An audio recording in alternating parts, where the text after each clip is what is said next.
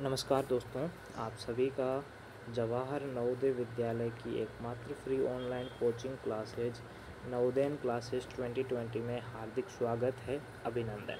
आप सभी को पता है कि अभी 23 अप्रैल को आपका एग्ज़ाम होने वाला है, तो उससे पहले हमें और तैयारी को मजबूत करना है। इसीलिए आपकी एक प्रैक्टिस टेस्ट सीरीज़ चल रही है।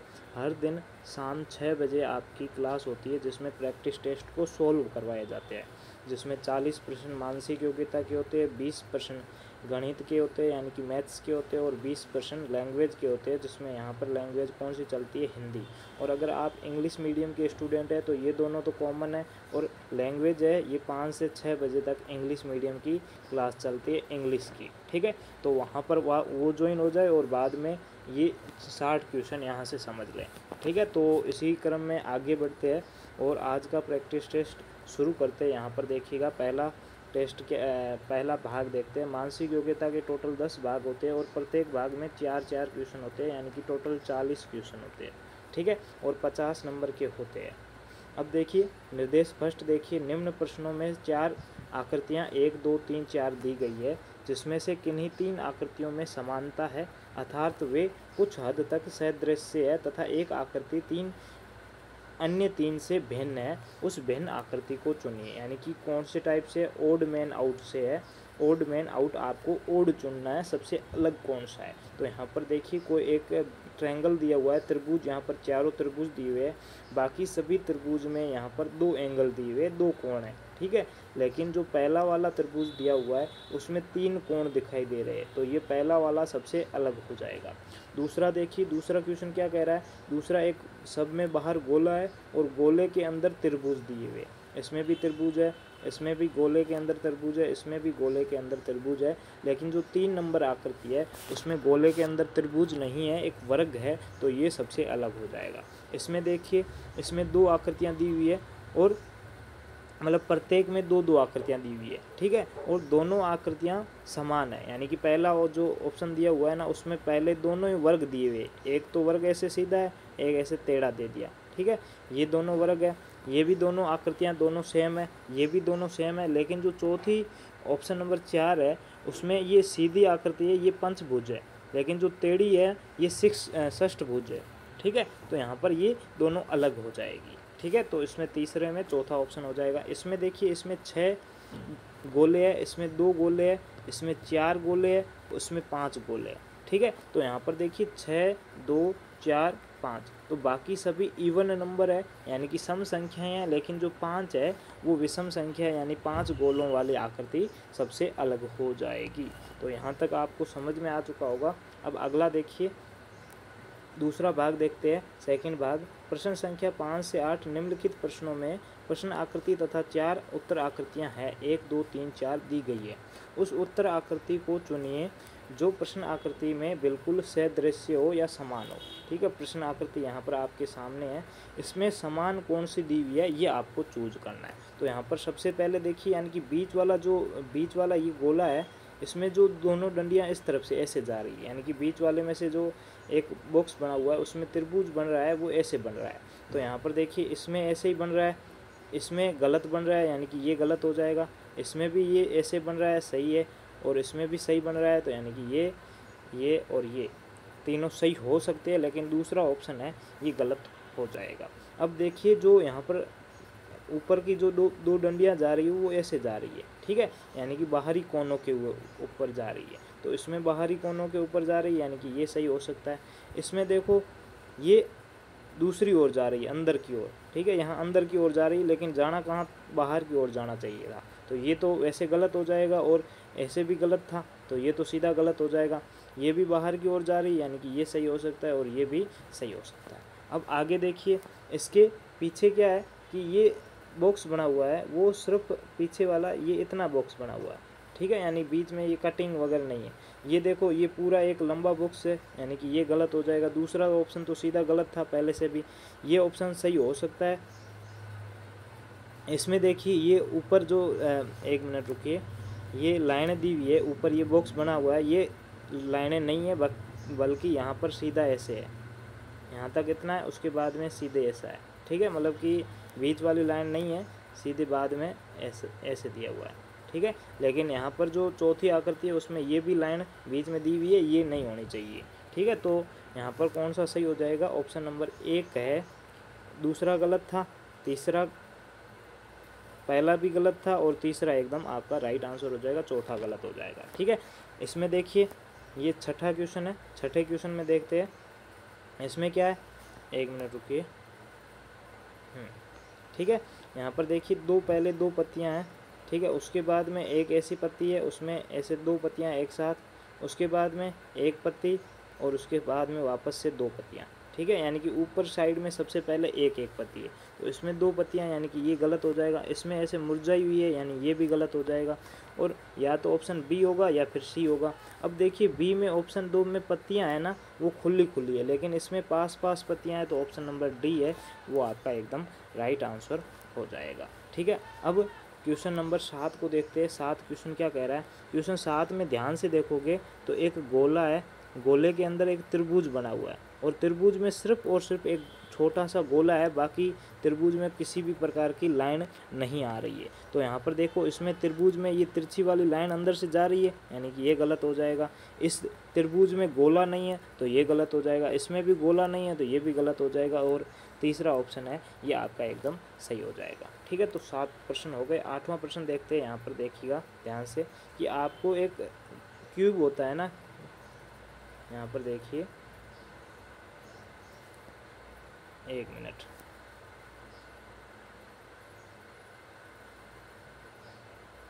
एक मिनट, ये क्यूब आपको दिख रहा है, ठीक है। यहाँ पर ध्यान से देखिएगा,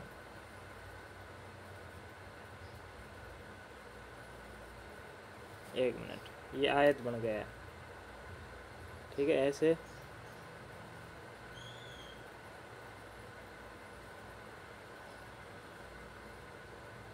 बना हुआ है क्यूब, ठीक है। अब इस क्यूब में आपको क्या करना है, इसके सेम का सेम समान फिगर देखा है, मैचिंग फिगर वाला क्वेश्चन है, तो सेम कौन सा होगा, तो ये वाला तो होगा नहीं, क्योंकि इसमें एक डंडी नहीं है, और ये देखो इसमें 2 ऐसे डंडियाँ जा रही, तो ये भी गलत हो जाएगा। तो ऑप्शन नंबर ए है वो आपका एकदम सेम होगा, समान होगा, ठीक है। तो यहाँ पर 8 क्वेश्चन हो गए। 9वां भाग नंबर 3 देखते हैं। क्या दिया हुआ, प्रश्न संख्या 9 से 12 निम्न प्रश्नों में से प्रश्न आकृति तथा 4 उत्तर आकृतियाँ दी गई है, 1 2 3 4। प्रश्न आकृति का एक भाग गायब है, यानी कि आपको कौन सा पूछा है, पैटर्न कंप्लीशन, पैटर्न पूर्ण करना, उससे संबंधित पूछा है। तो उस गायब भाग में कौन सी आकृति आएगी ये आपको पता करना है। तो यहाँ पर देखिए सबसे पहली बात तो ये ऐसे बन जाएगा, पूरा एक वर्ग बनाना है तो ये ऐसे मिल जाएगा, ठीक है। उसके बाद में जो त्रिभुज होगा उसका नुकीला पार्ट अंदर की ओर जा रहा है, नुकीला पार्ट अंदर की ओर जा रहा है, तो ऐसी आकृति आप ढूंढ लो। इसमें देखिए कि त्रिभुज बाहर की ओर जा रहा है, गलत है, ठीक है। इसमें देखिए थोड़ा सा घुमा के दिया हुआ है, यानी कि ये भी गलत है। अब या तो ऑप्शन नंबर बी होगा या फिर ऑप्शन नंबर ए होगा। तो यहाँ पर देखिए बाकी त्रिभुजों के पीछे से ये गोला है ना, बड़ी वाली लाइन है ना, ये पीछे से नहीं जा रही, बीच मतलब कि हाफ से जा रही है, जिसमें त्रिभुज के अंदर से तो नहीं जा रही है, वहाँ पर छोड़ दी है, बाकी सब से वहाँ पे जा रही है। लेकिन इसमें देखिए त्रिभुज के जस्ट पीछे से ये लाइन जा रही है, तो ये गलत हो जाएगा। ये ऑप्शन नंबर ए है वो आपका एकदम राइट आंसर हो जाएगा।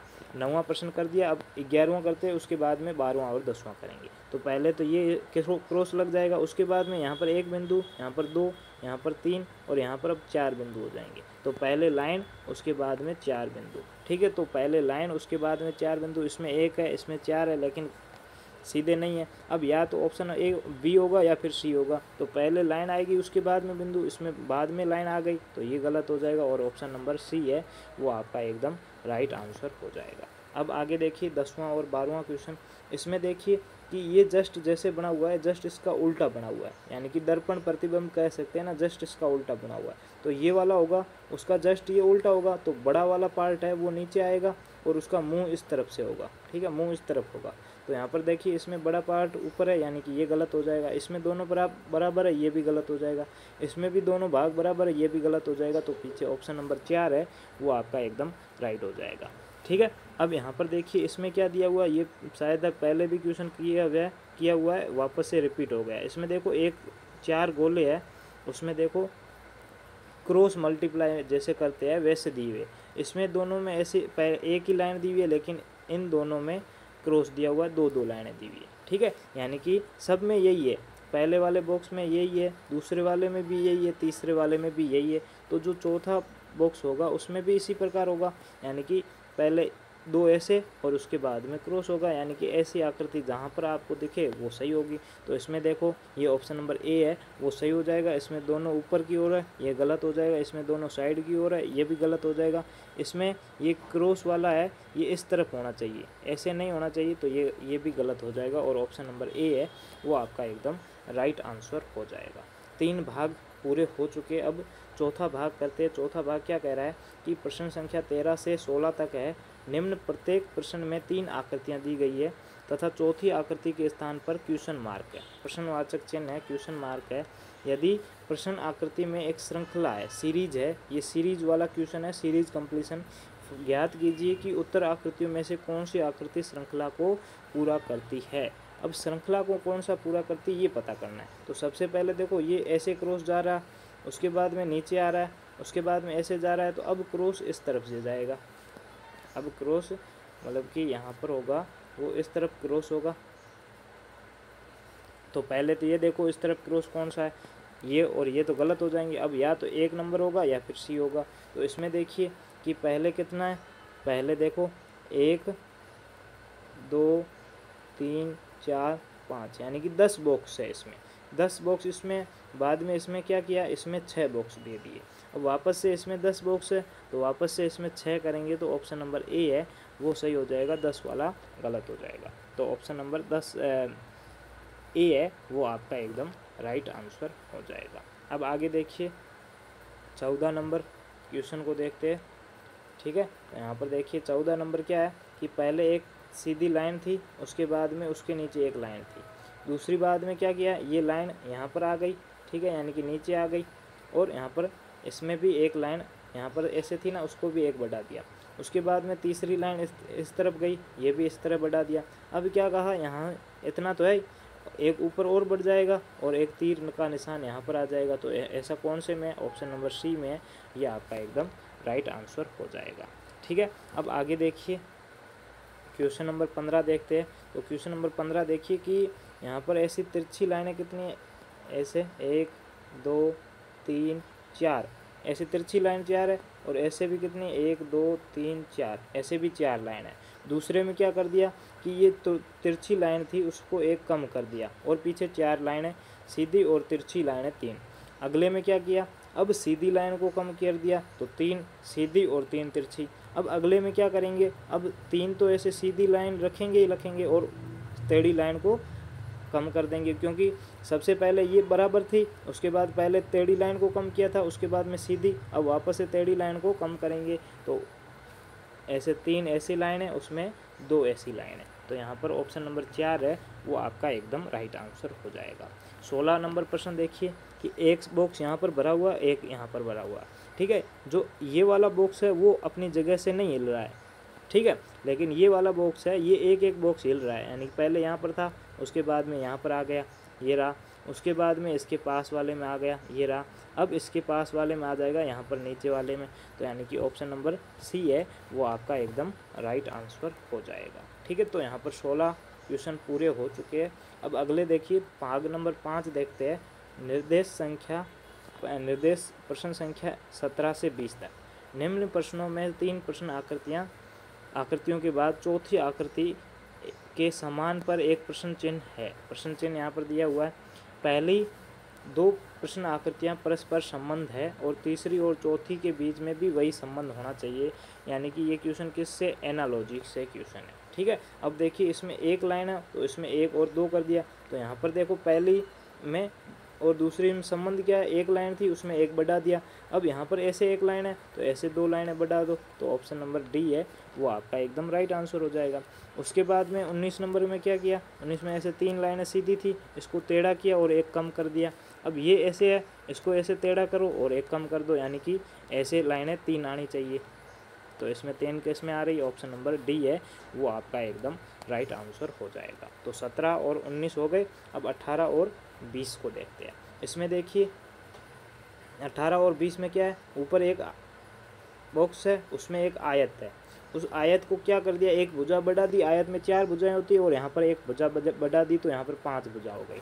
अब इसमें पहले से 5 भुजा है तो इसमें एक बढ़ा लेंगे तो यहाँ पर 6 भुजाओं वाला आकृति आ जाएगी, यानी कि ऑप्शन नंबर बी है वो आपका एकदम राइट आंसर हो जाएगा। 20 में देखिए, 20 में ये ऐसे दिया हुआ है तो उसको बाहर वाले गोले को हटा दिया तो बाकी अंदर वाली आकृति ये बच जाएगी, तो इसमें भी बाहर वाली आकृति को हटा देते हैं तो अंदर वाली आकृति ऐसी बच जाएगी, तो ऑप्शन नंबर सी है वो आपका एकदम राइट आंसर हो जाएगा। अब आगे देखिए भाग नंबर 6 को देखते हैं क्या दिया हुआ है। भाग नंबर 6 प्रश्न संख्या 21 से 24 निम्न प्रश्नों में ज्योमिति का एक भाग दिया हुआ है, यानी कि वर्ग पूर्ति होती है ना वो वाला दिया हुआ हो, ठीक है। शेष 4 आकृति 1 2 3 4 में दी हुई है। अब यहाँ पर ज़रूरी नहीं है कि हर बार वृत्त ही हो, ठीक है। ज्योमिति अगर लिखा हुआ है यानी कि वृत्त भी हो सकता है, वर्ग भी हो सकता है, आयत भी हो सकता है और त्रिभुज भी हो सकता है, कुछ भी हो सकता है, लेकिन उनको आपस में जोड़कर उनको पूरा करना है। लेकिन अगर विशेष वर्ग लिखा हुआ है तो वहाँ पर वर्ग ही बनेगा और कोई आकृति नहीं बनेगी। अब यहाँ पर ये देखो तो इसको ऐसे मैच करेंगे तो ये आकृति बन जाएगी। यहाँ पर देखो ऐसे आकृति, तो यहाँ पर देखो ये गलत हो जाएगी, ये भी गलत हो जाएगी, ये भी गलत, तो ऑप्शन नंबर डी है वो आपका एकदम राइट आंसर हो जाएगा। 21 में डी। 22 छोड़ो, अभी 23 को देखते हैं तो 23 में क्या है, एक सीधी लाइन ऐसे है तो इसमें तिरछी है तो ये गलत हो जाएगा। इसमें ये सीधी आ रही है यानी कि सही हो सकता है, इसमें दोनों लाइनें तिरछी हो रही है ये गलत हो जाएगा, और ये एकदम सीधी ये भी गलत हो जाएगा, तो ऑप्शन नंबर बी है वो आपका एकदम राइट आंसर हो जाएगा। अगला 22 और 24 नंबर देखते हैं तो 22 नंबर ये यहाँ पर किस में फिट हो जाएगा, तो इसमें तो होगा नहीं, गलत है, इसमें भी नहीं होगा, इसमें एकदम पूरा सा पूरा फिट हो जाएगा, ठीक है। यहाँ पर ऐसे बन जाएगा, ठीक है। तो यहाँ पर ऑप्शन नंबर 3 है वो आपका एकदम राइट हो जाएगा, ये भी गलत हो जाएगा। इसमें देखिए, इसमें देखो यहाँ पर पहले थोड़ी सी बड़ी लाइन है और उसके बीच में छोटी लाइन है, ठीक है। तो ये आपका ऑप्शन नंबर 1 हो सकता है, दूसरा नहीं होगा क्योंकि यहाँ पर छोटी लाइनें दी हुई है और यहाँ पर बड़ी है, ठीक है, और ये गलत हो जाएगा। यहाँ पर भी ये छोटा दिया हुआ है ये भी गलत हो जाएगा, और ये सीधा दिया हुआ है तो ये तो बिल्कुल गलत हो जाएगा, तो ऑप्शन नंबर ए है वो आपका यहाँ पर एकदम राइट आंसर हो जाएगा। अब देखिए भाग नंबर 8 को देखते हैं। भाग नंबर 8 क्या कह रहा है कि प्रश्नों में एक प्रश्न आकृति और 4 उत्तर आकृतियाँ दी गई है, 1 2 3 4। उस उत्तर आकृति को चुनिए जो प्रश्न आकृति के दर्पण आकृति में बिल्कुल सदृश हो, यानी कि मिरर फिगर वाला पूछा है। तो यहाँ पर देखिए ये हाथ पास में है तो ये हाथ इसका ऐसे पास में हो जाएगा, और ये हाथ सीधा है और दूसरी साइड है तो ये हाथ सीधा और दूसरी साइड होगा, ठीक है। तो यहाँ पर देखिए ये हाथ पास में है, यहाँ तक तो सही है, लेकिन दूसरा वाला हाथ सीधा होना चाहिए, ये टेढ़ा है, ये गलत हो जाएगा। इसमें ये पास वाला हाथ और ये भी टेढ़ा है, ये भी गलत हो जाएगा। इसमें देखो ये सीधा वाला दूसरी ओर होना चाहिए, ठीक है, बाहर की ओर होना चाहिए, ये अंदर की है, यानी कि ये भी गलत हो जाएगा, तो ऑप्शन नंबर 4 है वो आपका एकदम राइट आंसर हो जाएगा। इसमें देखिए पहले एक सीधी लाइन, उसके बाद ऐसे, ठीक है, ऐसे, उसके बाद ऐसे, एक मिनट, ठीक है, ऐसे, फिर ऐसे, फिर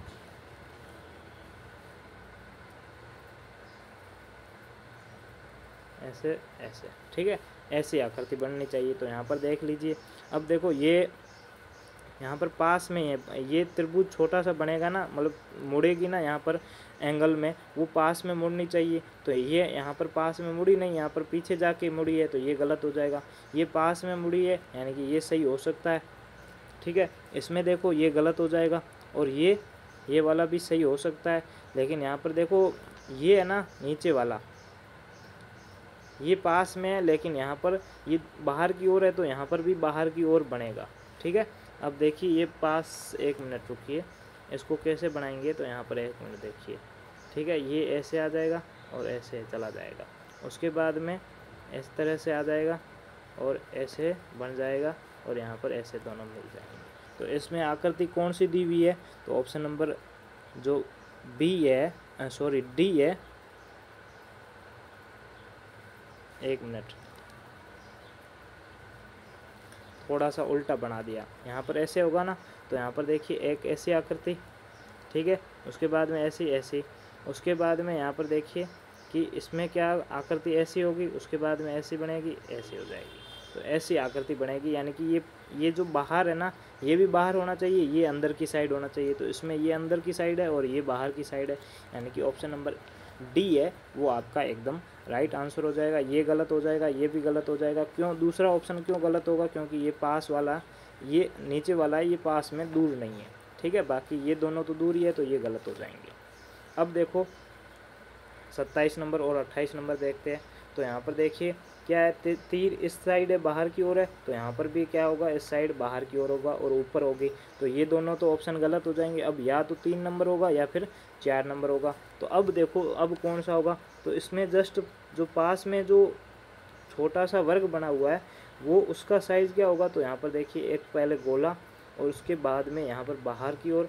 अब देखो ये इस तरफ से बना हुआ है, तो इसमें क्या हो जाएगा, इसमें आपका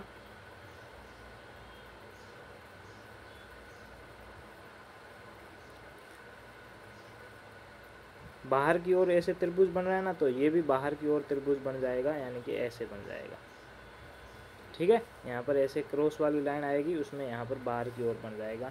तो ऑप्शन नंबर एक देखो डी है गलत हो जाएगा, क्योंकि ये अंदर की ओर मूव कर रहा है। लेकिन ऑप्शन नंबर इसमें अंदर की ओर नहीं, बाहर की ओर मूव करना है, और नीचे वाला है वो अंदर की ओर मूव करना चाहिए। तो ऑप्शन नंबर सी है वो आपका एकदम राइट आंसर हो जाएगा, ठीक है। इसमें देखिए, इसमें यहाँ पर जो सेम का सेम बन जाएगा इस तरह से। अब ऑप्शन नंबर ए बी और बी दोनों सेम है, बाकी दोनों तो गलत है। तो यहाँ पर ऑप्शन नंबर ए और बी दोनों ही सही है। अब यहाँ पर दोनों थोड़ा सा कुछ गलती दे दी होगी, बाकी ऑप्शन नंबर अगर आपके क्वेश्चन में ऐसा ऑप्शन आए तो ये इस तरह से आकृति, यानी कि ऑप्शन ए और ऑप्शन बी वाली दोनों ही सही है, लेकिन पेपर में गलत नहीं होगा। और ऐसी आकृति जहाँ पर भी मिले वो आपको सही करके आ जाना है, ठीक है। अब भाग नंबर 8 देखते हैं, ठीक है, पार्ट 8, ठीक है, 29 से 32 तक। निम्न दिए गए प्रश्नों में एक कागज़ का टुकड़ा है, उसको मोड़ा जाता है और उसको पंच किया जाता है, जैसा कि प्रश्न आकृति में दिखाया गया है। 4 उत्तर आकृतियाँ 1 2 3 4। कागज़ को खोलने के बाद जो आकृति बनी हुई है वो उत्तर आकृति को चुनिए। तो यहाँ पर देखिए सबसे पहले ऐसे बंद किया, उसके बाद ऐसे बंद किया। अब यहाँ पर गोला है, तो वापस भी यहाँ पर खोलेंगे तो यहाँ पर एक गोला और बन जाएगा। उसके बाद में आधा हो गया, अब वापस से इस तरफ खोलेंगे तो एक गोला यहाँ पर और एक गोला यहाँ पर बनेगा, यानी कि क्या होगा, चारों गोले एक दूसरे के ऊपर होंगे, चारों गोले ऊपर होंगे। यहाँ पर एक दूसरे के ऊपर नहीं, ये गलत हो जाएगा। इसमें 2 गोले, ये भी गलत हो जाएगा, ये भी गलत होगा, और ये सही हो जाएगा, एक दूसरे के ऊपर है, ठीक है। तो ऑप्शन नंबर डी है वो आपका एकदम राइट हो जाएगा। अब 29 के बाद में 31 भी देख लेते हैं। तो यहाँ पर इसने इस पार्ट को मोड़ दिया, वापस से इसको मोड़ दिया। अब यहाँ पर जब ये दिया हुआ है, ठीक है, अब वापस खोलेगा तो एक तो यहाँ पर और बन जाएगा और दूसरी ओर यहाँ पर बन जाएगा, यानी कि ऊपर भी नीचे, नीचे भी 2 और ऊपर भी 2 और पास पास में, यानी कि ऑप्शन नंबर सी है वो आपका एकदम राइट आंसर हो जाएगा, ठीक है। अब आगे देखिए 30 और 32 नंबर। अब इसको एक आयत को मोड़ा ऐसे, फिर उसको भी मोड़ दिया ऐसे। अब यहाँ पर वापस से खोलेंगे तो इसको पहले तो ये पूरा होगा, उसके बाद में वापस से ये बड़े वाले को खोलेंगे तो एक और बन जाएगा यहाँ पर, यानी कि ऐसे 2 बनने चाहिए। तो 2 किस में बन रहे हैं, ऑप्शन नंबर ए में, तो यानी कि ऑप्शन नंबर ए सही हो जाएगा और बाकी वाले सारे गलत हो जाएंगे, ठीक है। अब देखिए 32 नंबर। तो 32 नंबर में देख लीजिए यहाँ पर क्या होगा, पहले इस कोने को मोड़ दिया, बाद में इस कोने को मोड़ दिया, ठीक है, बाद में ऐसी आकृति बची तो इस कोने को पहले मोड़ा और बाद में थोड़ा सा और अंदर मोड़ दिया, ठीक है, यानी कि अंत में आकृति ये बची। बाद में इस त्रिभुज को भी मोड़ दिया इसमें, और उसके बाद में ये आयत बन रहा है इसको भी ऐसे मोड़ दिया। अब यहाँ पर देखो क्या होगा, ये 2 गोले पास पास में हैं, तो यहाँ पर भी 2 गोले पास पास में आ जाएंगे, और यहाँ पर एक ट्रायंगल है तो यहाँ पर भी एक ट्रायंगल आ जाएगा ऐसे, ठीक है। अब ये बन गया, अब इसको खोलेंगे तो इसमें पास में ये बनेगा, इसमें भी पास में ये बनेगा, ठीक है। तो यहाँ पर ऐसे मतलब कि 2 तो ट्रायंगल होने चाहिए और 4 पास पास में गोले होने चाहिए, ठीक है। यहाँ पर 2 2 4 4 गोले हो जाएंगे, ठीक है। 2 तो यहाँ पर पहले और 2 सामने, और वापस से इस त्रिभुज को छोटे वाले को खोलेंगे तो 2 यहाँ पर और बन जाएंगे, यानी कि 2 2 त्रिभुज होने चाहिए। तो ऑप्शन नंबर इसमें देखो 1 2 2 ही गोले हैं, लेकिन 4 4 होने चाहिए, तो ऑप्शन नंबर बी है वो आपका एकदम राइट आंसर हो जाएगा। अब कैसे होगा ध्यान से देखना, पहले ये गोला है तो ये यहाँ पर पास में बन जाएगा, ये भी पास में बन जाएगा, और त्रिभुज है ये यहाँ पर बन जाएगा, ठीक है, ये त्रिभुज ऐसे।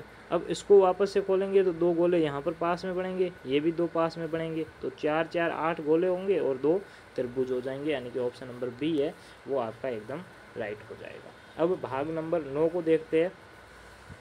प्रश्न संख्या 33 से 36। निम्नलिखित प्रश्नों में एक प्रश्न आकृति और 4 उत्तर आकृतियाँ हैं, ठीक है। प्रश्न आकृति में दिए गए टुकड़ों से कौन सी आकृति बनाई जा सकती है। अब यहाँ पर 2 त्रिभुज है, एक गोला है, और एक 2 त्रिभुज और एक गोला है, ठीक है। इसमें आयत दिया हुआ है, ये गलत हो जाएगा, ठीक है। इसमें गोला है, उसमें एक लाइन दी हुई है, ये भी गलत हो जाएगा। इसमें एक वर्ग बन रहा है साथ में, ये भी गलत हो जाएगा। तो ये ऑप्शन नंबर बी है वो आपका एकदम सही हो जाएगा। 2 त्रिभुज बन रहे हैं और एक उसके पास में गोला है, ठीक है। अब देखिए 33 नंबर हो गया। 34 नंबर देखते हैं। यहाँ पर देखो पहले से एक वर्ग दिया हुआ है और 2 त्रिभुज है। यहाँ पर क्या है, 2 त्रिभुज है,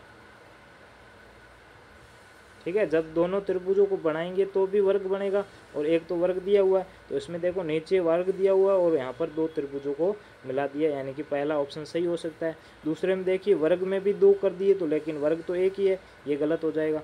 इसमें वर्ग 2 कर दिए, ये भी गलत हो जाएगा। इसमें वर्ग के 4 टुकड़े कर दिए, ये भी गलत हो जाएगा। तो ऑप्शन नंबर ए है वो आपका एकदम राइट आंसर हो जाएगा, ठीक है। अब यहाँ पर देखिए जी वाला, यानी कि जी ऐसे बना हुआ है। अब ये एक लाइन दे दी तो इसको ऐसे नीचे डाल दो, तो ऑप्शन नंबर कौन सा सही हो जाएगा, ऑप्शन नंबर सी है वो आपका यहाँ पर सही हो जाएगा। अब देखिए 36 नंबर। 36 में देखिए कि एक गोला है, उसके पास में 2 डंडे हैं, ठीक है, 2 डंडे हैं। अब उसको गोले में ऐसे काट सकता है 2 डंडे, या फिर गोले में एक दूसरे प्लस का निशान भी बना सकता है, कुछ भी बना सकता है 2 डंडों से। तो इसमें तो वर्ग बना हुआ है, ये गलत हो जाएगा। इसमें 1 2 3 डंडों का प्रयोग किया हुआ है, ये भी गलत हो जाएगा। इसमें 1 2 तो प्रयोग किया हुआ है, लेकिन एक ऐसा आधा और प्रयोग किया हुआ था, ये भी गलत हो जाएगा। ये सिर्फ गोला है और उसमें 2 डंडे का प्रयोग किया गया है, यानी कि ऑप्शन नंबर बी है वो आपका एकदम सही हो जाएगा। अब देखिए भाग नंबर 10 को देखते हैं। भाग नंबर 10 क्या है। प्रश्न संख्या 37 से 40 तक निम्न प्रश्नों में से प्रश्न आकृति तथा उत्तर आकृति 1 2 3 4 दी गई है।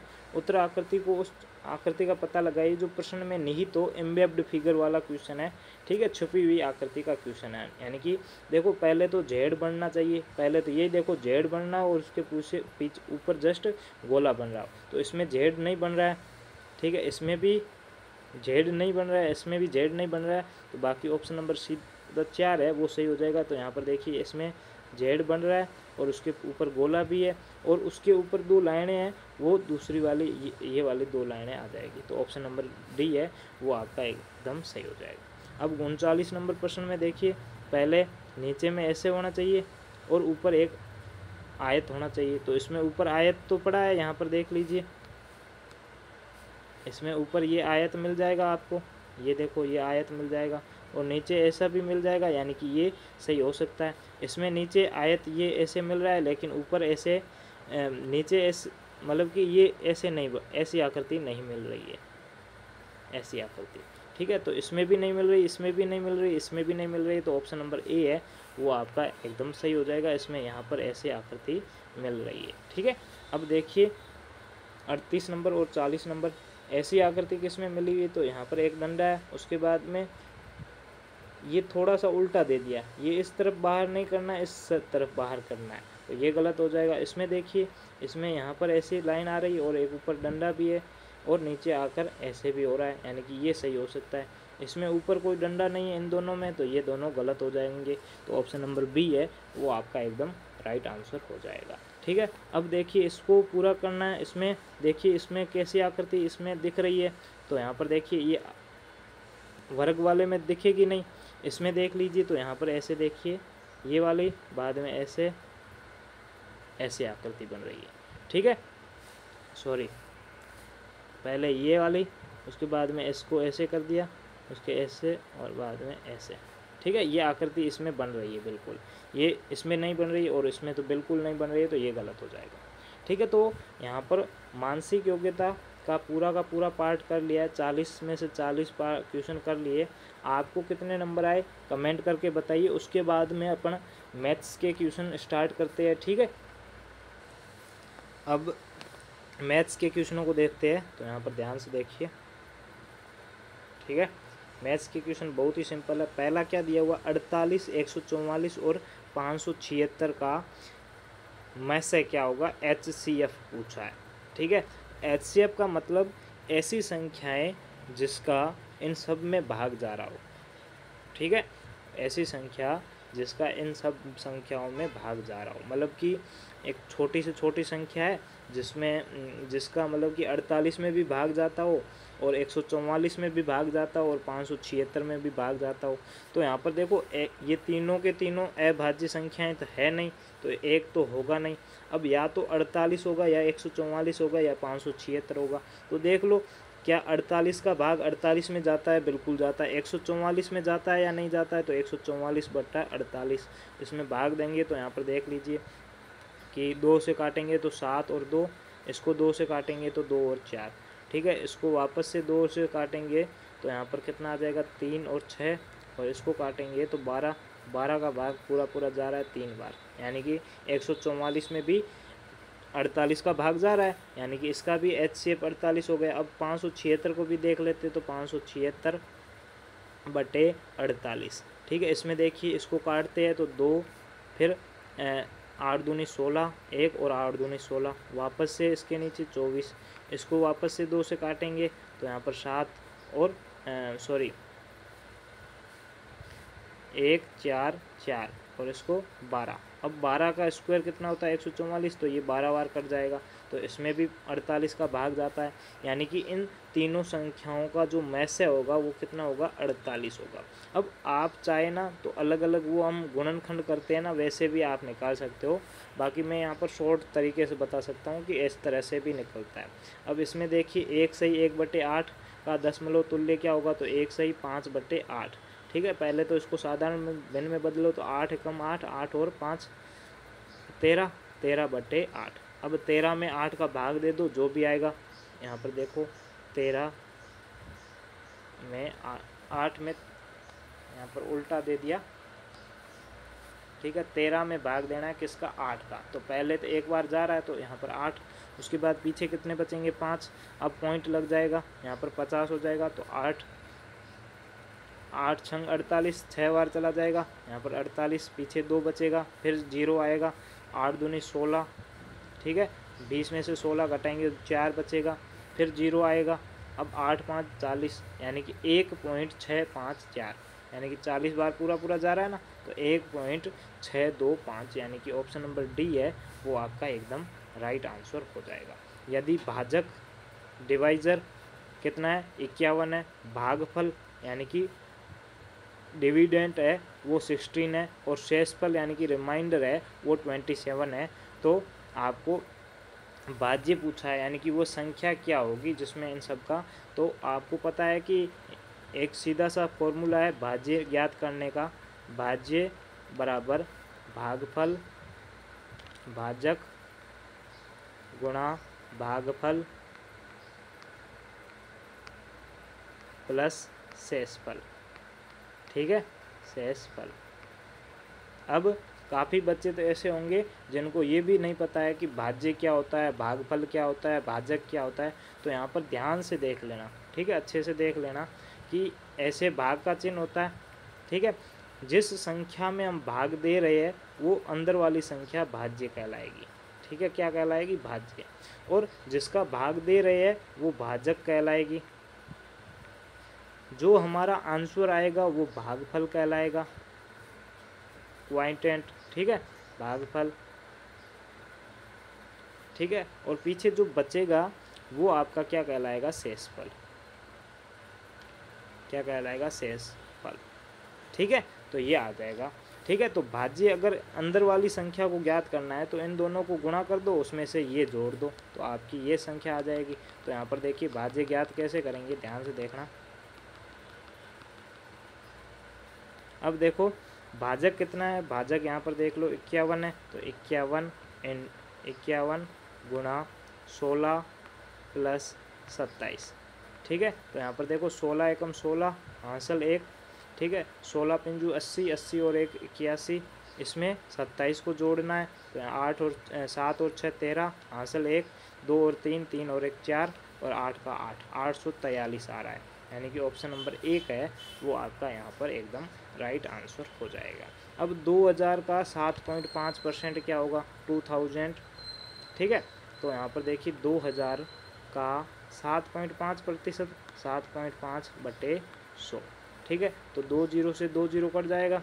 अब पॉइंट को भूल जाओ कि पॉइंट है ही नहीं, तो 20 को 75 से गुणा करेंगे तो पहले 0 और 75 दूनी 150, 150। अब पॉइंट के बाद में एक अंक है तो यहाँ पर भी पॉइंट लगा लो, तो यहाँ पर 1 जीरो कट जाएगा और 150 रुपये आपका आंसर आ जाएगा। ऑप्शन नंबर सी है वो आपका एकदम राइट आंसर हो जाएगा। अब आगे देखिए 13% वार्षिक ब्याज की दर से अगर कोई धन 2486 हो जाता है तो वह धन क्या है? अब देखो इसमें सिर्फ मिश्र धन हमें दिया हुआ है। क्या दिया हुआ है? मिश्र धन दिया हुआ है, न तो मूलधन दिया हुआ है। मिश्र धन दिया हुआ है, न तो मूलधन दिया हुआ है और न ही ब्याज दिया हुआ है। तो हम इसको कैसे ज्ञात करेंगे? तो ध्यान से देखना, मिश्र धन दिया हुआ है, मूलधन मान लेते हैं। मूलधन कितना है? मूलधन x है। साधारण ब्याज का पहला फॉर्मूला क्या है? साधारण ब्याज बराबर मिश्र धन माइनस मूलधन, ठीक है।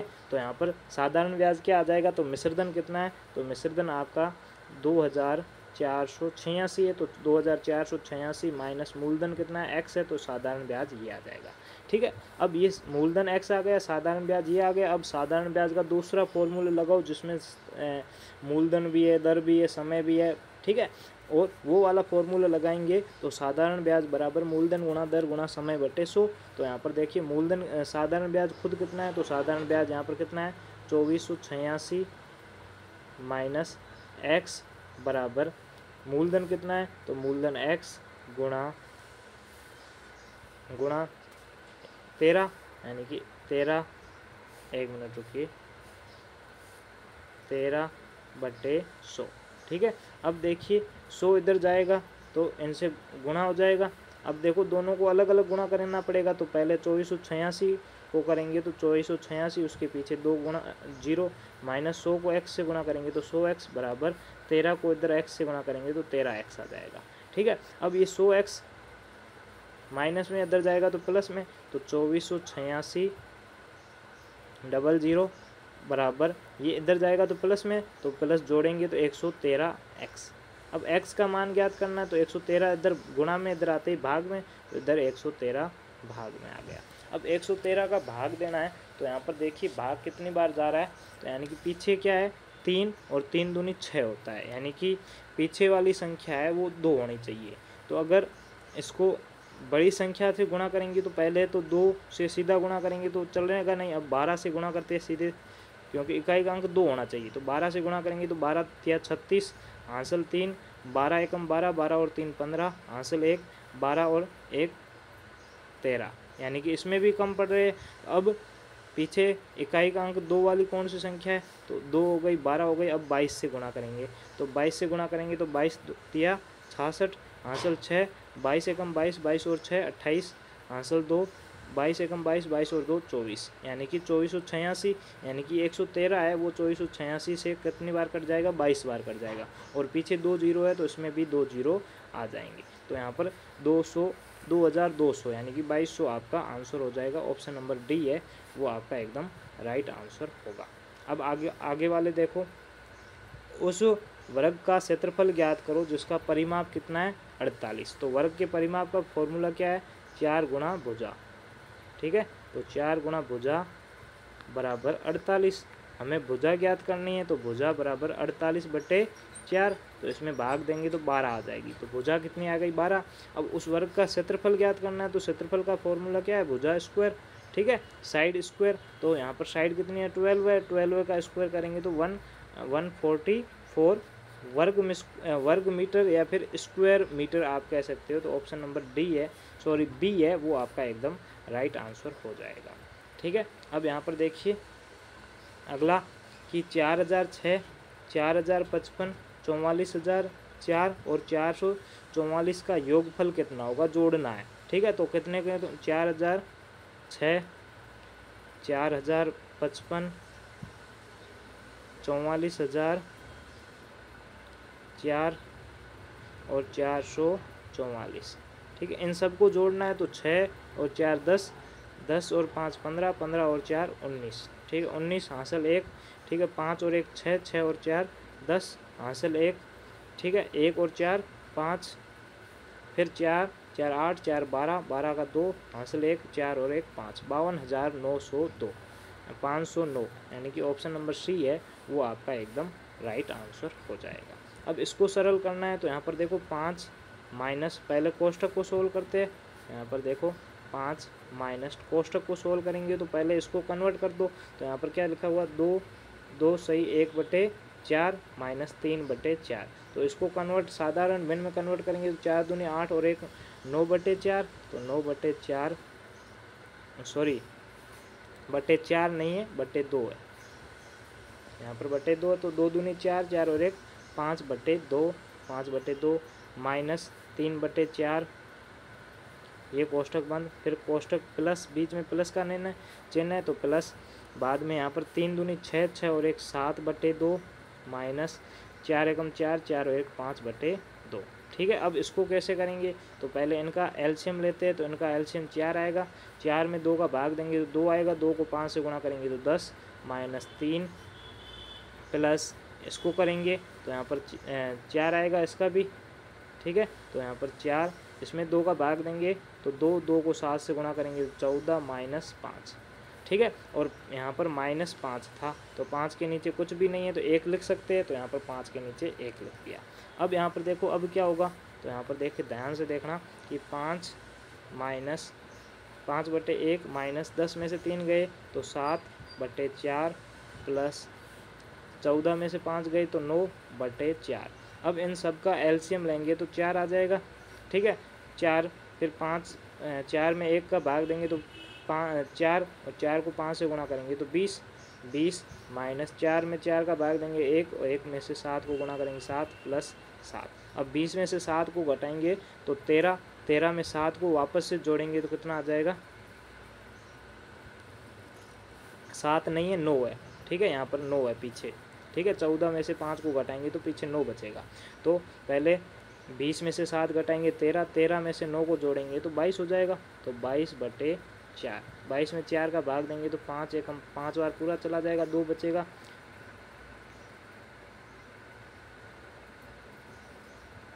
ठीक है, पीछे कितना बचेगा 2 बचेगा, तो 2 बचेगा तो 5 ओके पीछे 2 बचेगा तो यहाँ पर 2/4, ठीक है, तो यहाँ पर 2/4 को भी काट सकते हैं तो यहाँ पर 1/2, यानी कि 5 सही 1/2, यानी कि ऑप्शन नंबर बी है वो आपका एकदम राइट आंसर हो जाएगा, ठीक है। अब अगला क्वेश्चन देखिए 49 नंबर, 49, 50 और 51, ठीक है। 49 नंबर देखते, एक अमृतसर बस 5:30 पर दिल्ली से चलकर अगले सुबह 7:36 पर अमृतसर पहुंचती है, तो कितने बजे रवाना हुई, 5:30 पर, पहुंची कितने बजे, 7:36 पर, बीच में रात की 12 बजे, तो 12 बजे से पहले कितना समय लगाया, तो 11:60 में से 5:30 को घटा दो, तो यहाँ पर देख लो 30 मिनट और 6 घंटे 30 मिनट पहले लगा, 6 घंटे 30 मिनट बाद में कितना लगा, तो 7 घंटे 36 मिनट बाद में लगा, दोनों को जोड़ेंगे तो 66 और 7 और 6 13, यानी कि 13 घंटे 66 मिनट। अब 67 मिनट होते हैं तो इसमें 60 घटाएंगे और एक इधर घंटा जोड़ देंगे तो 14 घंटे 6 मिनट, 14 घंटे 6 मिनट, यानी कि ऑप्शन नंबर बी है 14 घंटे 6 मिनट, ये आपका एकदम राइट आंसर हो जाएगा। अब देखो इसको मैं थोड़ा सा जूम करके अच्छी तरह से बता देता हूँ, क्वेश्चन बहुत ही सिंपल है। क्या दिया हुआ है कि निम्न में से कौन सी संख्या सबसे बड़ी है। अब देखो ये संख्याएं आपके सामने, बड़ी कौन सी इसका पता करना है, तो पहले सबसे पहले पहला वाला अंक देखो, मैंने आपको यही कहा था, तो ये पहले इसमें 8 है, इसमें भी 8 है, इसमें भी 8 है, इसमें भी 8 है, यानी कि यहाँ से पता नहीं चलता है कि कौन सी बड़ी है, ठीक है, चलो छोड़ो। दूसरा अंक देखते हैं, तो दूसरा इसमें 4 है, इसमें 6, इसमें 5 है और इसमें 0 है। अब देख लो 4, 6, 5, 0 में बड़ा कौन सा है, 6 वाला बड़ा है, तो ये संख्या सबसे बड़ी हो जाएगी 86,450, यानी कि ऑप्शन नंबर सी है वो आपका एकदम राइट आंसर हो जाएगा, ठीक है। अब देखिए 51 नंबर देखिए, 51 नंबर क्या कह रहा है, एक आदमी 1 घंटे में 15 रुपये कमाता है, 1 घंटे में कितना रुपये कमाता है, 15 रुपये, ठीक है। अगर वह हर दिन 8 घंटे काम करता है तो 8 घंटे में कितना कमाएंगे, अगर 1 घंटे में 15 रुपये कमाता है तो हर दिन वो 8 घंटे काम करता है तो एक दिन में कितना कमाएगा, तो 15 × 8 15 8 120 रुपये एक दिन में कमाएगा। अगर वो 5 दिन काम करता है, एक दिन में कितना 120, तो 5 दिनों में कितना, तो 120 × 5, तो यहाँ पर 0 का 0, 12 × 60 यानी कि 600 रुपये कमाएगा। ऑप्शन नंबर डी है वो आपका एकदम राइट आंसर हो जाएगा। एक सीलिंग फैन है, ठीक है, 750 रुपये में खरीदा और 18% लाभ पर बेच दिया गया, तो विक्रय मूल्य ज्ञात कीजिए। विक्रय मूल्य का सीधा सा फॉर्मूला है क्रय मूल्य गुणा लाभ या हानि, तो लाभ हुआ 18 तो 118, 100 प्लस लाभ या हानि बटे 100, ठीक है। तो यहाँ से एक 0 से एक 0 कट जाएगा, ठीक है। यहाँ से 5 को काटो या 0 से 0 नहीं काटो, ठीक है। यहाँ सीधा 25 से काटते हैं तो इसको 25 से काटे, 25 चौके 100, इसको 25 से काटेंगे तो 25 तिया 75 और पीछे एक 0। अब इसको 4 से काटेंगे तो 4, 2 से काटेंगे तो 2, इसको 2 से काटेंगे तो 15, इसको 18 को 2 से काटेंगे तो कितना आ जाएगा, 5 दूनी 10, एक बचेगा, 9 दूनी 18 59, फिर 15 और 59 को गुणा करो तो 15 59 गुणा 15, 15 9 135, हासिल 13, 15 5 75, 75 और 10 85, 85 और 3 88, यानी कि 885 रुपये आपका आंसर हो जाएगा, ठीक है। अगला देखिए 52 क्वेश्चन हो गए। अब 53 नंबर देखिए, इस पैटर्न को पूर्ण करना है। पैटर्न कौन सा है, पैटर्न 1 2 3, फिर 2 3 4, फिर 3 4 5। अब आगे दो संख्याएं कौन सी होगी, तो हर बार देखिए एक एक अंक बढ़ रहा है, पहले 1 था, उसके बाद में 2, 2 के बाद में 3, अब क्या आएगा 4 आएगा, तो पहला अंक 4, उसके बाद में 2 3 4, अब 5, अब ये 3, उसके बाद में 4, उसके बाद में 5, उसके बाद में 6।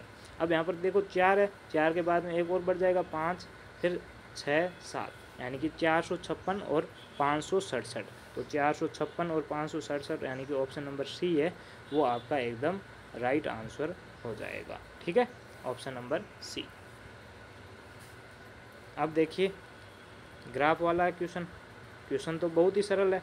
क्वेश्चन क्या कहा है कि नीचे ग्राफ दिया हुआ है, ये आपको ग्राफ दिया हुआ है, एक जो बॉक्स है उसका मतलब 50 किताबें 50 पुस्तकें, तो उपयुक्त ग्राफ के आधार पर बताइए कि पुस्तकालय में कितनी पुस्तकें किस विषय की कौन से सब्जेक्ट की सबसे कम है। तो आप यहाँ पर सीधा देख सकते हो इसमें कम है, तो यहाँ पर इसकी सबसे कम है। अगर पूछ लेता कितनी है तो 50 × 3 150 किताबें ही है टोटल, बाकी में इतनी ज़्यादा है, बाकी इसमें सबसे कम है, ठीक है। तो यहाँ पर इतिहास सब्जेक्ट है वो उसमें सबसे कम है, यानी कि ऑप्शन नंबर डी है वो आपका एकदम राइट आंसर हो जाएगा।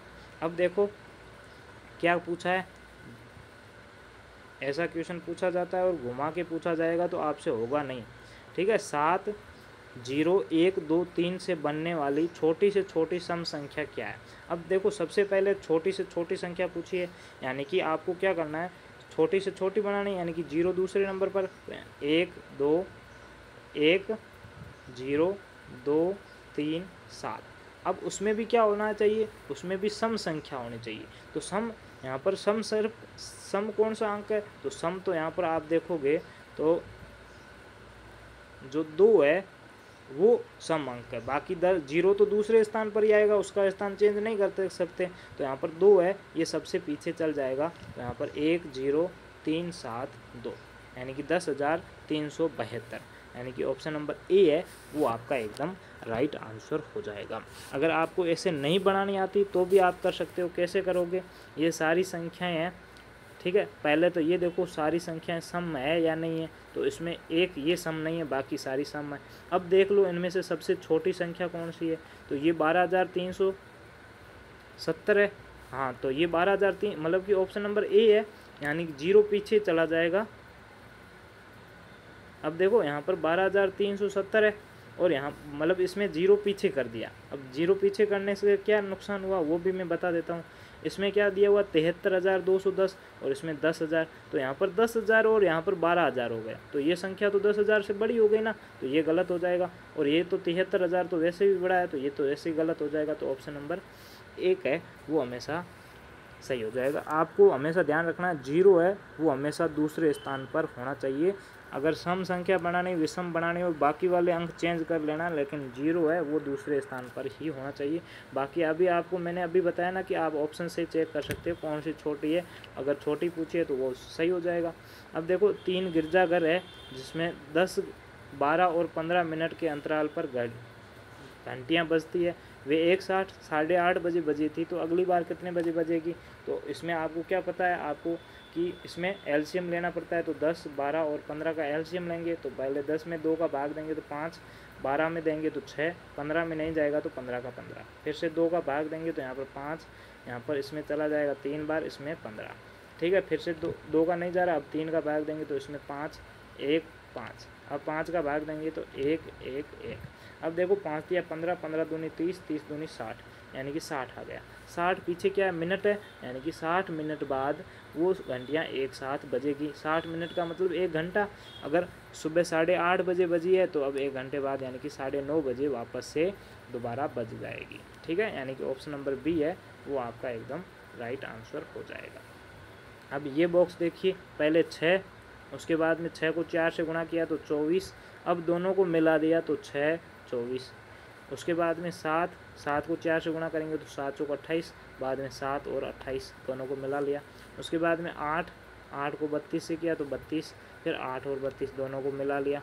ठीक है, उसके बाद में 9, 9 को 4 से गुणा करेंगे ये तो 9 चौक 36, और वापस में दोनों को मिला लेंगे तो 9 और 36, तो 9, 36 और 936, यानी कि ऑप्शन नंबर 1 है वो आपका एकदम सही हो जाएगा। अब देखो 1 सेंटीमीटर है उसमें 10 मिलीमीटर होते हैं, तो 10 घन सेंटीमीटर का मतलब क्या होता है? घन का मतलब होता है 3 बार।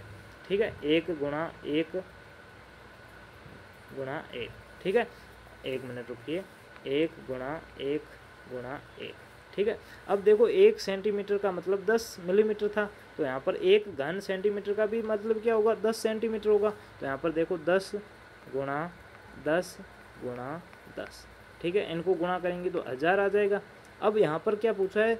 10 घन सेंटीमीटर। अभी तक तो हमने 1 घन सेंटीमीटर का मान निकाला तो 1000 आया, तो 10 का निकालेंगे तो इसको 10 से गुणा करेंगे तो 10,000 आ जाएगा।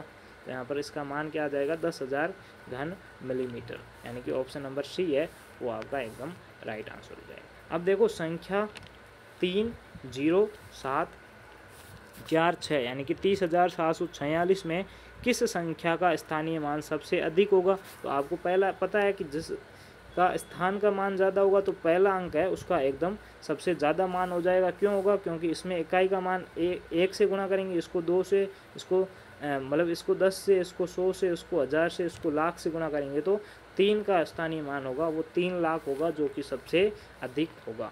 स्थानीय मान किसका अधिक होता है? तो सबसे पहले वाले अंक का सबसे अधिक अंक होता है। 30 के गुणनखंड कौन से है? तो मैंने आपको क्या कहा? 30 के गुणनखंड 1 और 30 तो है ही। अब उसके बाद में 2 का भाग जाता है, कितनी बार जाता है? 15 बार, तो 2 भी होगा और 15 भी होगा। उसके बाद में 3 का भाग जाता है कितनी बार जाता है? तो 3 का भाग 5 बार जाता है। यहाँ पर 3 का भाग 10 बार जाता है, 30 है ना, तो 10 बार। उसके बाद में 5 का भी जाता है कितनी बार? 6 बार। तो ये सारी संख्याएं 1, 2, 3, 5, 6, 10, 15, 30 ये सारे इसके अभाज्य गुणनखंड है, यानी कि ऑप्शन नंबर आपका डी है वो एकदम राइट आंसर हो जाएगा। तो इंग्लिश मीडियम वाले यहाँ से क्लास छोड़ सकते हैं, उससे पहले कमेंट करके अपना नाम बता दे और नाम में आपको कितने मार्क्स आए ये कमेंट करके ज़रूर बता दे। उसके बाद में आगे छोड़ के आप जा सकते हो। अब हिंदी के पैसेज करेंगे। अब देखिए हिंदी के पैसेज को देखते हैं। ठीक है, हिंदी वाले बच्चे ज्वाइन रहे, ध्यान से पढ़ना। सोल्फरीनो की लड़ाई हुई थी, कब लड़ाई हुई थी? 1859, 1864, 1901 या 1959 में। रेड क्रॉस की स्थापना का उद्देश्य क्या था? गरीब लोगों को चिकित्सा की सुविधा देना, नोबल शांति पुरस्कार के लिए धन इकट्ठा करना, घायल सैनिकों चिकित्सा की व्यवस्था करना, या विजयी पक्ष के सैनिकों के लिए चिकित्सा की सुविधा व्यवस्था करना। जहाँ हेनरी ड्यूरेंट कौन था? डॉक्टर था, इटली का सैनिक था, स्विट्जरलैंड का सैनिक था, या स्विट्जरलैंड का बैंकर था। ड्यूरेंट को नोबेल पुरस्कार किस बात के लिए मिला? शांति के लिए मिला, युद्ध के लिए मिला, रेड क्रॉस के लिए मिला या सेवा के लिए मिला? रेड क्रॉस के झंडे में सफ़ेद पृष्ठभूमि और लाल क्रॉस होता है, या सफ़ेद पृष्ठभूमि उस पर भी सफ़ेद क्रॉस होता है, या फिर सफ़ेद पृष्ठभूमि उस पर सफ़ेद क्रॉस होता है, या फिर लाल पृष्ठभूमि और उस पर भी लाल क्रॉस होता है। तो यहाँ पर देखिए कि रेड क्रॉस की स्थापना 100 वर्ष से भी ऊपर हो गए। 1859 में ईस्वी में सोल्फ्रोना की लड़ाई में, तो लड़ाई कब हुई थी? 1859, यानी कि ऑप्शन नंबर 1 में ड्यूरेंट नामक एक स्विट्जरलैंड निवासी बैंकर। तो ड्यूरेंट कौन था? एक स्विट्जरलैंड बैंकर था। कौन था? बैंकर था स्विट्जरलैंड का। तो यानी कि ऑप्शन नंबर डी है वो इसका एकदम राइट हो जाएगा। बैंकर को इसके लिए प्रेरणा मिली। ड्यूरेंट ने युद्ध में घायल सैनिकों की देखभाल के लिए एक संस्था बनाने का निश्चय लिया। ठीक है, तो उसने जो संस्था बनाई थी ड्यूरेंट ने, वो किस लिए बनाई थी? तो युद्ध में जो घायल सैनिक है उसकी देखभाल या उसकी चिकित्सा के लिए वो संस्था बनाई थी। तो उसमें घायल सैनिकों के लिए, यानी कि ऑप्शन नंबर सी है वो आपका एकदम राइट हो जाएगा। उसे लगा कि सैनिक चाहे किसी भी पक्ष के हो, ठीक है, उनको चिकित्सा अवश्य होनी चाहिए। ड्यूरेंट को इसी उद्देश्य से 1764 में स्विट्जरलैंड के जेनेवा नामक नगर में एक समिति बिठाई और 1901 में शांति के लिए प्रथम नोबेल पुरस्कार मिला। तो उनको नोबेल पुरस्कार किसके लिए मिला? शांति के लिए। तो यहाँ पर शांति के लिए नोबेल पुरस्कार मिला या दिया गया। रेड क्रॉस का झंडा, रेड क्रॉस का झंडा जिसमें क्या सफ़ेद तो पृष्ठभूमि होती है और लाल क्रॉस होता है, यानी कि ये सफ़ेद पृष्ठभूमि है और उसमें लाल क्रॉस अपन बना लेते हैं ऐसे। ठीक है, तो सफ़ेद पृष्ठभूमि और लाल क्रॉस, यानी कि ऑप्शन नंबर 1 है वो आपका एकदम राइट आंसर हो जाएगा। दूसरा पैसेज देखते हैं, बहुत ही सरल है, इसमें ज़्यादा कुछ है नहीं।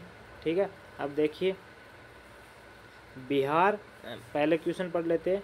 राजापुर गांव उत्तर प्रदेश के किस जिले में स्थित है? बलिया, बनारस, बांदा या बसंतपुरा? गोस्वामी तुलसीदास का जन्म 1554 संवत के शुक्ल पक्ष की सप्तमी को हुआ, किंतु किस महीने में हुआ? जेठ में हुआ, आषाढ़ में हुआ, सावन में हुआ या भादों में हुआ?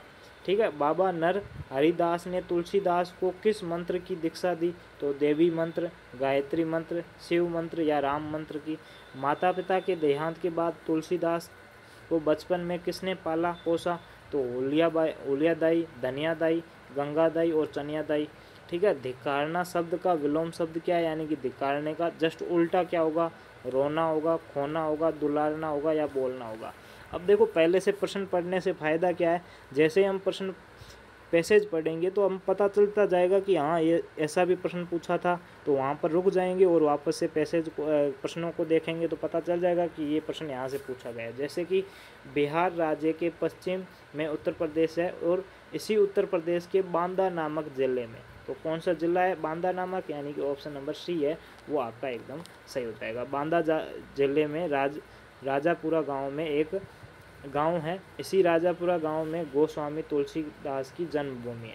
गोस्वामी तुलसीदास का जन्म विक्रम संवत के सावन किस माह में हुआ था? सावन माह के शुक्ल पक्ष की सप्तमी को हुआ था। तो इसमें कौन सा माह है? सावन माह।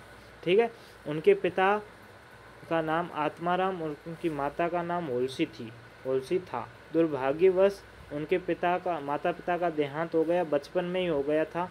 और उसके बाद में क्या है? उसके बाद में धनिया नामक एक दाई ने उनको पाला पोसा। तो ये हमें पता पूछा हुआ है किसने पाला पोसा? तो धनिया दाई ने उनको पाला पोसा। बचपन में उनका नाम राम बोला था। ऐसा कहा जाता है कि जन्म लेते समय राम शब्द का उच्चारण किया गया था। बाबा हरिदास ने उन्हें राम मंत्र की दीक्षा दी। तो यहाँ पर पूछा था ना, बाबा हरिदास, नर हरिदास ने किसकी दीक्षा दी, किसकी मंत्र की दीक्षा दी? तो राम मंत्र की दीक्षा दी, यानी कि ऑप्शन नंबर डी है वो आपका एकदम सही हो जाएगा। अब आगे पढ़ने का कोई मतलब नहीं है, उससे सीधा मैं पूरा पढ़ लेता वैसे। ठीक है, राम मंत्र की दीक्षा दी, वे वैष्णव हुए और अब उनका नाम तुलसीदास हुआ। नर हरिदास ने वाल्मीकि को रामायण का अध्ययन कराया। रामायण पढ़ लेने के बाद उन्होंने 15 वर्ष तक वेद और शास्त्रों का अध्ययन किया और अपने गांव लौट आए। उनका विवाह रत्नावली नामक कन्या से हुआ। वे गृहस्थ जीवन बिताने लगे। वे दाम्पत्य प्रेम में इतने लीन हो गए कि एक बार उनकी पत्नी ने उनको डांटना पड़ा और बड़े भौक्स में रत्नावली ने उनको धिक्कारते हुए कहा, यानी कि कुछ बुरा शब्द कह दिया कि तुम्हें जितना प्रेम मेरे हार्ड चाम के शरीर से है, उतना अगर प्रेम ईश्वर से होता तो बेड़ा पार हो जाता। तो धिक्कारना मतलब कि कुछ गलत बोल देना, मतलब कि क्रोध में बोल देना। ठीक है, तो इसका उल्टा क्या होगा? इसका उल्टा प्यार में होगा। प्यार में बोलना, दुलारना, जिसको माँ बच्चे को दुलारती है, प्यार से दुलारती है, तो उसका उल्टा क्या होगा? दुलारना। ठीक है, तो धिक्कारने का उल्टा क्या हो जाएगा? उसका विलोम शब्द क्या हो जाएगा? दुलारना। अब अगला पैसेज तीसरा देखते हैं। तीसरा पैसेज क्या है कि सुबह, पहले पैसेज पढ़ेंगे। टहलने कौन कौन गया था? अकबर, बीरबल, सलीम और ये सभी। तालाब में नहाने का निश्चय किसने किया?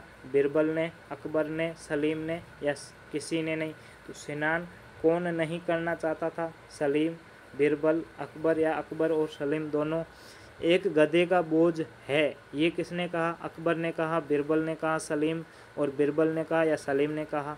क्रोध किसको आ गया? बीरबल को आ गया, अकबर को आ गया या राजकुमार को आ गया या इसमें से कोई नहीं। अब देखो, सुबह का सुहाना समय था, ठंडी हवा चल रही थी। अकबर, बीरबल और राजकुमार सलीम एक साथ टहलने चल दिए। तो कौन कौन टहलने गया था? अकबर, बीरबल और सलीम तीनों गए थे, तो ये सभी आपका आंसर हो जाएगा। कुछ देर बाद एक तालाब के किनारे पहुँचे। तालाब में पानी साफ था, अतः अकबर ने तालाब में स्नान करने का निश्चय किया। तो तालाब में नहाने का निश्चय किसने किया? अकबर ने किया। तो इसमें ऑप्शन नंबर सी है वो आपका एकदम सही हो जाएगा। उसके बाद में राजकुमार सलीम ने भी नहाने के लिए तैयार हो गए। उन्होंने अपने कपड़े उतारकर बीरबल को दे दिए, जो उस समय स्नान नहीं करना चाहता था। तो उस समय स्नान कौन नहीं करना चाहता था? तो बीरबल स्नान नहीं करना चाहता था। नहाते समय अकबर ने बीरबल से कहा, तुम्हारे पास एक गधे का बोझ है। किसने कहा? अकबर ने कहा। किससे कहा? बीरबल से कहा। तो किसने कहा? तो अकबर ने कहा, यानी कि ऑप्शन नंबर 1 है वो सही हो जाएगा। आगे क्या है? तभी बीरबल ने तुरंत जवाब दिया, नहीं सरकार, 2 गधों का है। यानी कि एक गधे का नहीं है, 2 गधों का है, यानी कि एक आपका भी है और एक सलीम का भी है। तो इस शब्दों से अकबर, बीरबल ने कहा शब्द तो अकबर हंस पड़ा, लेकिन राजकुमार सलीम है उनको गुस्सा आ गया, क्रोध आ गया। तो क्रोध किसको आया? राजकुमार को आया, राजकुमार सलीम को। तो ऑप्शन नंबर तीसरा है वो आपका एकदम सही हो जाएगा। आगे देखिए अनुच्छेद 4। ठीक है, लोग पहले देखो, कौवा था, क्या था? चतुर था, यानी कि चालाक था। घमंडी था, उसको घमंड था। या विनम्र था, यानी कि प्रेम भाव से। या ईर्ष्यालु था। ईर्ष्यालु का मतलब अंदर ही अंदर, मतलब कि भेदभाव करना, यानी कि ईर्ष्या करना, यानी कि वो मेरे से तेज़ कैसे है, मैं उससे कमज़ोर कैसे हूँ, ईर्ष्या भाव रखना। मुझे उससे नंबर कम कैसे आ गए, उसको ज़्यादा कैसे आ गए। ठीक है, हंस ने क्या किया? कौवे के प्रस्ताव को स्वागत किया, उसको मान लिया। कौवे के प्रस्ताव को एकदम अस्वीकार कर दिया। कौवे के प्रस्ताव को अंत में मान लिया, या कौवे के प्रस्ताव का मजाक उड़ाया। ठीक है, इस प्रसंग से क्या शिक्षा मिलती है? तो क्या शिक्षा मिलती है? संकट काल में शत्रु की मदद करनी चाहिए, या कभी किसी की सहायता नहीं करनी चाहिए, या अपने पंखों पर भरोसा रखना चाहिए, या दुश्मन को कमज़ोर नहीं समझना चाहिए। कौवा हंस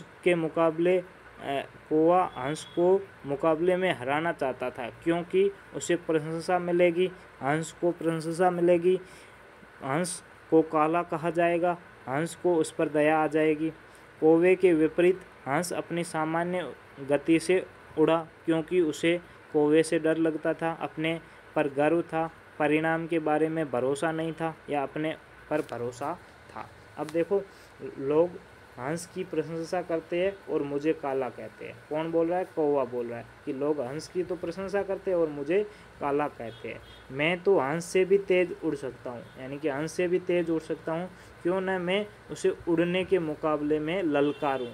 यानी कि अंदर ही अंदर ईर्ष्या थी, कहीं ना कहीं क्या थी? ईर्ष्या थी कौवे में, कि वो मुझे, उसको खूबसूरत कहा जा रहा है और मुझे काला क्यों कहा जा रहा है, मैं उससे भी तेज़ उड़ सकता हूँ। लेकिन वो मुझसे तेज़ नहीं उड़ सकता, फिर भी उसे लोग प्रशंसा करते और मुझे काला कहते हैं। तो उसमें कहीं ना कहीं ईर्ष्या का भाव था, इसीलिए कौवा क्या था, ईर्ष्यालु था। ठीक है, उसमें ईर्ष्या थी, एक दूसरे से जलता था, इसीलिए ईर्ष्या थी। ठीक है, क्यों ना मैं उसे उड़ने के मुकाबले में ललकारूं और उसे हरा दूं, तब लोग मेरी प्रशंसा करेंगे। अब वो कौवा उसे हराना क्यों चाहता था, क्योंकि वो अपनी प्रशंसा करवाना चाहता था, उसको प्रशंसा मिलेगी। तो यानी कि ऑप्शन नंबर 1 है वो आपका एकदम सही हो जाता। कौवा हंस के मुकाबले हंस को मुकाबले में हराना चाहता था, क्योंकि इससे उसको प्रशंसा मिलेगी। यानी कि पहले का ईर्ष्यालु था और चौथे का क्या हो जाएगा, उसे प्रशंसा मिलेगी, उसका अनादर होगा। यह सोचकर कौवे ने हंस को समुद्र के बीच एक द्वीप में साथ उड़ने के लिए ललकारा। हंस तैयार नहीं हुआ, किंतु कौवे ने जिद नहीं छोड़ी और दोनों ने उड़ना शुरू कर दिया। तो हंस ने क्या किया, कौवे का प्रस्ताव एकदम अस्वीकार भी नहीं किया और उसका स्वागत भी नहीं किया, क्योंकि वह पहले तैयार नहीं हुआ था। कौवे के प्रस्ताव को अंत में मान लिया।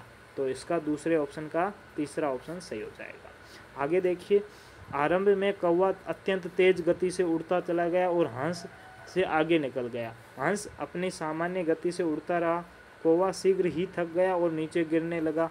हंस को उस पर दया आ गई और उसने कौवे को अपनी पंखों पर बिठाकर द्वीप तक सुरक्षित पहुंचा दिया। कौवा अपने ऊपर बहुत लज्जित हुआ, उसको बहुत शर्मिंदी हुई। ठीक है, यानी कि कौवे के विपरीत हंस अपनी सामान्य गति से क्यों उड़ता चला, क्योंकि उसे अपने ऊपर भरोसा था कि वो आराम से जीत जाएगा। और कौवा आप जैसे कभी भी रेस हो ना, तो कई बच्चे क्या करते हैं, अगर छोटी रेस है तो अपनी गति में ही भागना है, लेकिन अगर लंबी रेस है तो पहले अपनी सामान्य गति में भागो। कई बार तो क्या करते हैं बच्चे, सोचते हैं या कोई बड़े भी होते हैं, वो सोचते हैं कि हम सबसे पहले ही आगे बढ़ जाए, बाद में ये पीछे रह जाएंगे और हमेशा के लिए पीछे रह जाएंगे। लेकिन वो पहले शुरुआत फर्स्ट से करते हैं तो बाद में थक जाते हैं, लेकिन जो सामान्य गति से दौड़ते हैं वो धीरे धीरे उनको भी पीछे छोड़ देते हैं। कौवे ने भी यही किया, अगर वो पहले अपनी सामान्य गति से उड़ता चला जाता तो बाद में शायद जीत भी जाता, लेकिन उसने पहले से ही तेज दौड़ना शुरू कर दिया तो वो थक गया और हंस को दया आ गई, तो वो उसको आराम से बिठाकर लेकर आने लगे। ठीक है, अब यहाँ पर देखो इससे शिक्षा क्या मिलती है, तो इससे शिक्षा क्या मिलती है, संकट काल में शत्रु की भी मदद करनी चाहिए। बिल्कुल, देखो यहाँ पर कौवा उसका शत्रु था, लेकिन फिर भी हंस ने उसकी मदद की। तो ये संकट के समय में शत्रु को भी उसकी मदद करनी चाहिए। ठीक है, कभी किसी की मदद नहीं करनी चाहिए, ये तो गलत हो जाएगा। अपने पंखों पर भरोसा रखना चाहिए, ये सही होगा, लेकिन काफ़ी हद तक सही नहीं होगा। दुश्मन को कमज़ोर नहीं समझना चाहिए, ये भी गलत होगा। तो सबसे ज़्यादा जो सही है वो संकट काल में इनकी शत्रु की भी मदद करनी चाहिए। तो यहाँ पर देखो 80 के 80 प्रश्न हो चुके हैं अपने। आपको कितने मार्क्स आए कमेंट करके अभी बता दीजिए। ठीक है, आपको कमेंट करना है, सबसे पहले आपको नाम कमेंट करना है। मेरा नाम पुरुषोत्तम है, तो मैंने उसके बाद में मुझे एम में यानी कि मेंटल एबिलिटी में कितने आए, 40 में से 40 आए, तो यहाँ पर 40/40। मैथ्स में कितने आए, तो 20/20 है, तो 20/20। हिंदी में मुझे कितने आए, 20/20, तो 20/20। आपको कितने आए आपके अनुसार बता देना, और नीचे टोटल आपको कितने आए ये लिख कर कमेंट कर देना। तो आज के लिए इतना ही। ओके बाय, सभी को